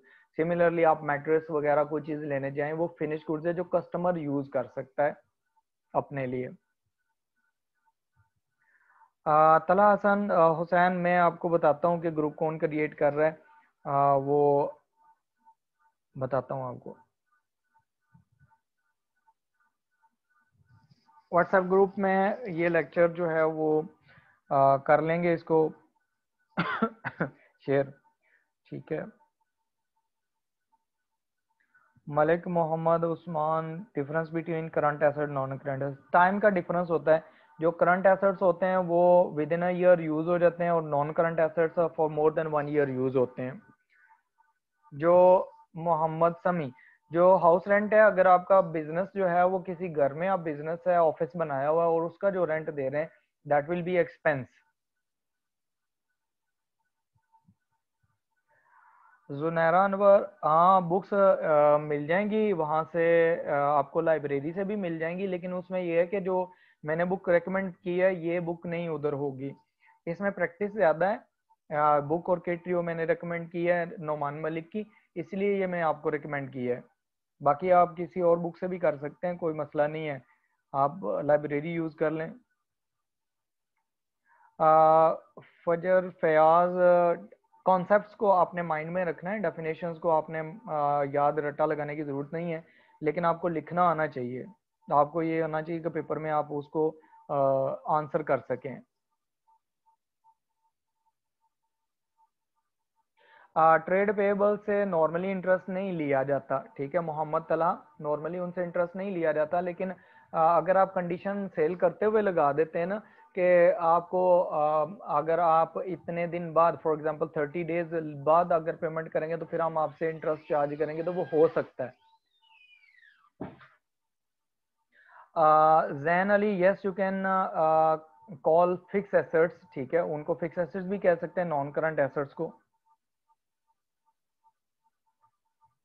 Ashana Arif, yes non current assets और फिक्स एसेट्स।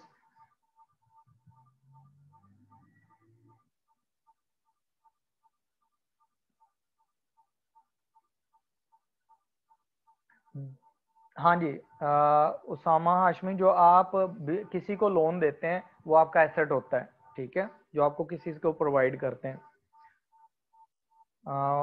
मोहम्मद समी, हाउस रेंट, ठीक है, ये मैं पहले भी बता चुका हूँ। मोहम्मद फारूक, स्टेपलर मशीन जो अगर तो वो आपने लॉन्ग टर्म के लिए यूज़ करनी है तो फिर तो आप उसको यूज़ कर सकते हैं एज एन एसेट, अदरवाइज वो आपकी स्टेशनरी में आती है जो जिसको हम आगे एक्सपेंस में डाल देते हैं। लोन ग्रांटेड, मियाँ उमर, लोन ग्रांटेड जो होता है ना वो आपका एसेट होता है जो आपने किसी को दिया होता है। अक्सा मुश्ताक, जो एडिशनल इन्वेस्टमेंट होती है उसका मतलब ये है कि owner initially for example 1 lakh invest करता है और बाद में बिजनेस को फिर ज़रूरत पड़ जाती है तो वो फिर 20,000 अगर एक्स्ट्रा देता है तो that is called additional investment.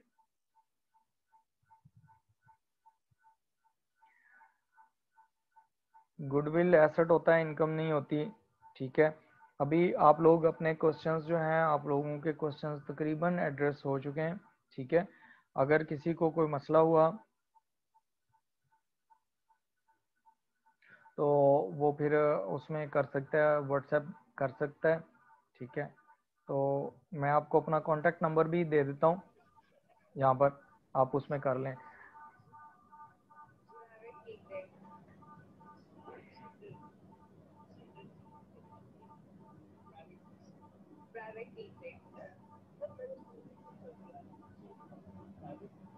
ठीक है, 7373, this is my contact number 0312430737 ठीक है।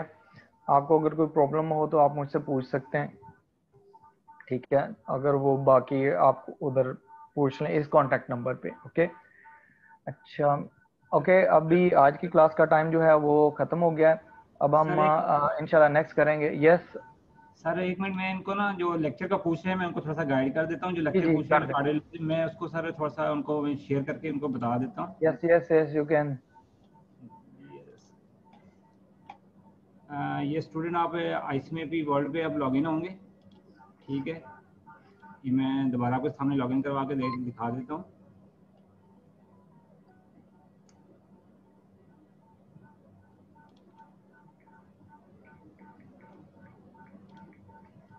ये आप लॉगिन होंगे अपने अपने जो आपको नंबर मिला है आपका ISB या रजिस्ट्रेशन नंबर जो भी है जिससे आप क्लास के लिए लॉगिन हुए हैं, इसमें आपने अपना नंबर डालना है और डेट ऑफ बर्थ से आप लॉगिन करना है जैसे आप क्लास के लिए लॉगिन करते हैं। ठीक है,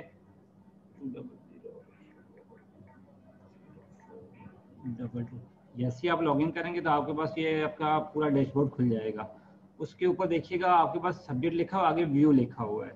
व्यू में आप जैसे क्लिक करेंगे इसमें आपके इन टीचर के भी और जो पहले टीचर पढ़ा रहे हैं उनके लेक्चर, सबके लेक्चर पढ़े हुए होंगे यहाँ पे। जैसे आप व्यू करेंगे सारे लेक्चर वहाँ पे पढ़े हैं, आप उसको व्यू करेंगे तो आपके पास लेक्चर खुल जाएगा और लेक्चर आप प्ले करके आप उसको पूरा जो है ना वो सुन सकते हैं, रिपीट सुन सकते हैं, आपके पोर्टल पे ही पड़ा हुआ है। बेसिक अकाउंटिंग इक्वेशन है A is equals to L plus C। ठीक है स्टूडेंट, ये आपके पोर्टल पे ही है और आपके पोर्टल पे जैसे डैशबोर्ड में जाते हैं तो आपके सामने सब्जेक्ट लिखे आ रहे हैं, रिकॉर्डेड लेक्चर लिखा आ रहा है और नीचे सब्जेक्ट लिखे आ रहे हैं। वहाँ पे व्यू में जाएंगे तो आपके सब सब्जेक्ट्स के आपको लेक्चर व्यू हो जाएंगे। ठीक है sir. Okay okay sir, thank you. Okay sir, अल्लाह हाफिज। ओके सर, अल्लाह हाफिज, टेक केयर।